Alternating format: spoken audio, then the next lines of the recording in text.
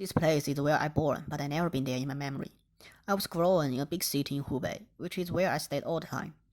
My hometown is a rural city in Hubei as well, which is my parents' school. But in my passport, the place of birth is a small city in Yunnan. I have no idea about this place. I asked my parents why. They told me that, yeah, you are born there, but we come back when you are 3 years old. I asked why you come there. They said it's a long story. Within the year they stayed there are so many stories about it. My parents talked a lot when I was young, but my brain was always empty. I have no idea about that place and the experience. But the story about my family at that time is so dramatic and interesting. So I always ask my parents about the stories.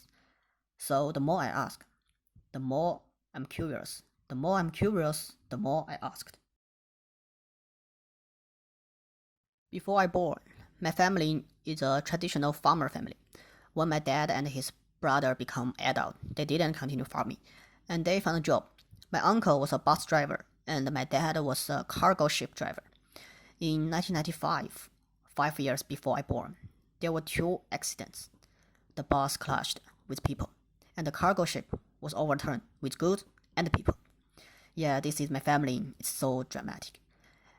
And my family need to take all the loss. Then my dad decided to go to another city to hide for a while and start a new career again. So my dad and my mom took the train from Hubei to Yunnan, which is about 1,300 kilometers. My mom was pregnant, by the way. So I was born in this unfamiliar city. My dad said they tried all kinds of retail business at the start, and then they finally got a fixed business selling fruits. After 1 year, they earned some money and come back after 2 years.